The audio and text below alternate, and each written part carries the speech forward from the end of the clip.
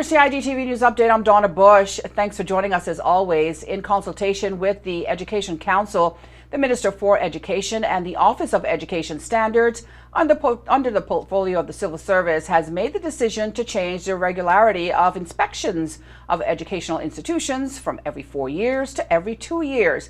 It's all in an effort to work effectively to ensure that a high standard is achieved and consistently maintained by all educational institutions here in the Cayman Islands.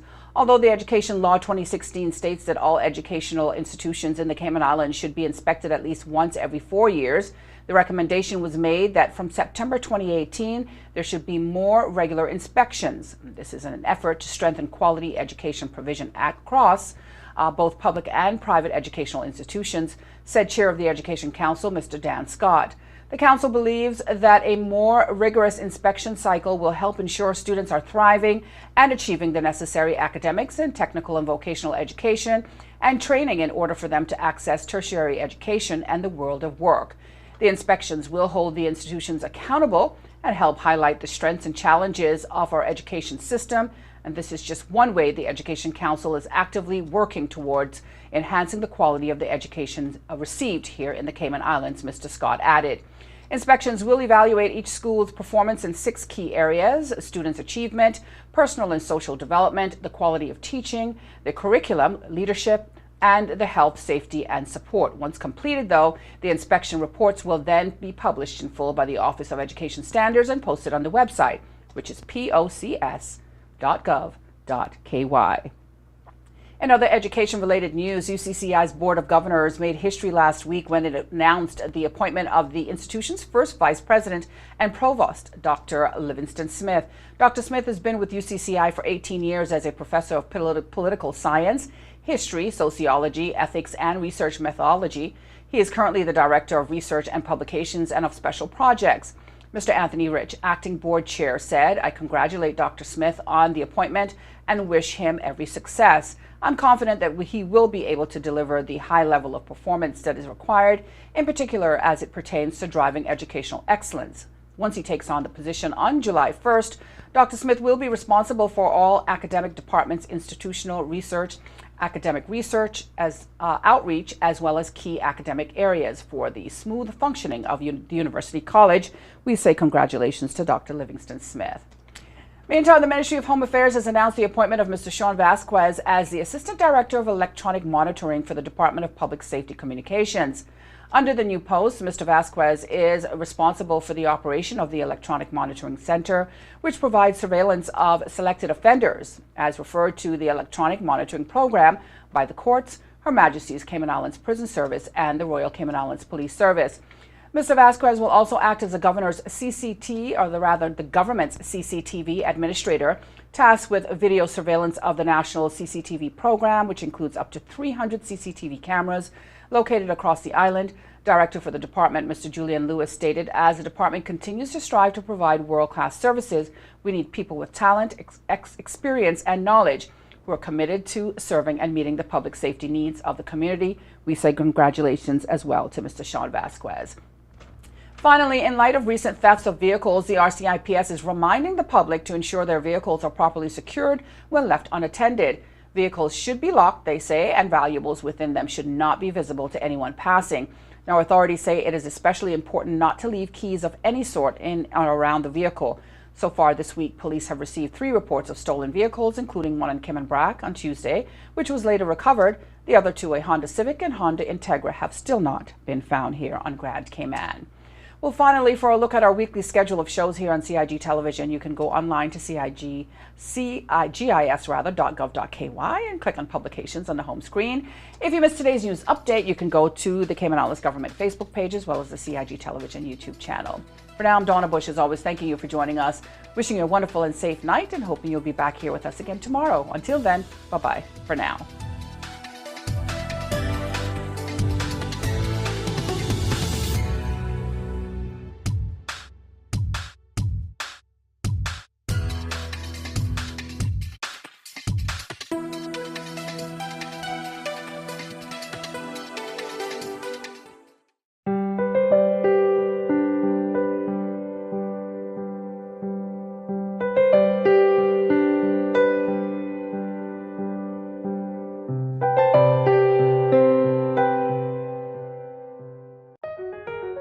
Did you know that planning permission is required for a shed?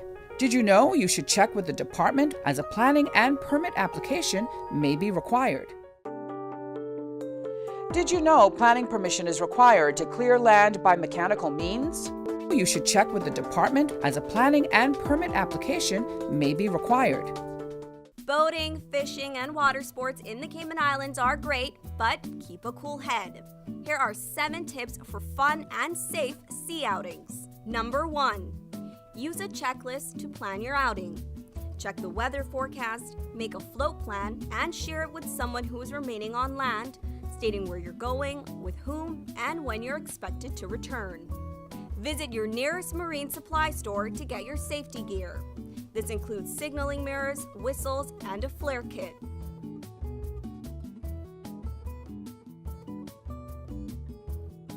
It's also very important to have onboard flotation devices and life vests for each person. There are different types of vests. Some are for water sport activities such as snorkeling, and others are for going on offshore boating or on fishing trips. Number 2. These items can be lifesavers in case of an accident or bad weather. Number 3. Use a motor kill switch, especially if you're boating alone. In case of a leak or breakdown, always stay with the boat until help arrives. If you capsize, an emergency beacon or locator device can send a distress signal to inform the authorities of your location. Larger flares will indicate distress to a boat, airplane, or search and rescue officials. Number 4. In addition to sunscreen, food, and beverages, it would be smart to have a cell phone. Make sure your marine radio works. Cayman's boaters use Channel 16 to communicate. Number 5. Also, don't forget your anchor and sufficient rope. Number 6. Boat operators should be familiar with the local waters and reefs, as well as the capabilities and functions of the vessels they are using. Always obey the rules of the sea and the marine environment, and have courtesy for others. Number 7. Alcohol and salt water do not mix, especially if you're the captain. Some useful contact numbers are 911.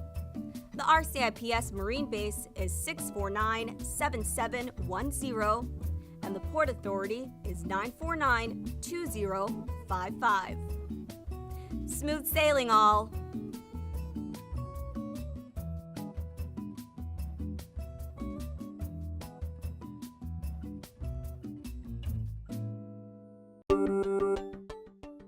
Did you know that planning permission is required for an addition, alteration, or any material change to your house?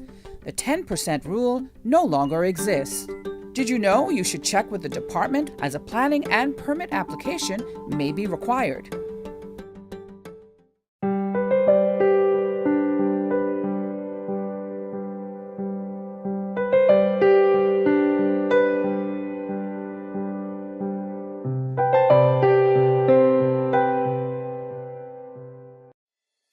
The Esterly-Tibbetts Highway 3-lane roundabout is ready for drivers. It's time to make sure you know how to use it. First, know which exit you need to take. Pay attention to lane arrows and signs. Make sure you use your signal to change lanes or exit the roundabout. To turn left, you always approach in the left-hand lane and indicate left. To drive straight ahead, you need to be looking out for signs and road markings indicating which lane to use. Get in one of the lanes marked with a straight-through arrow.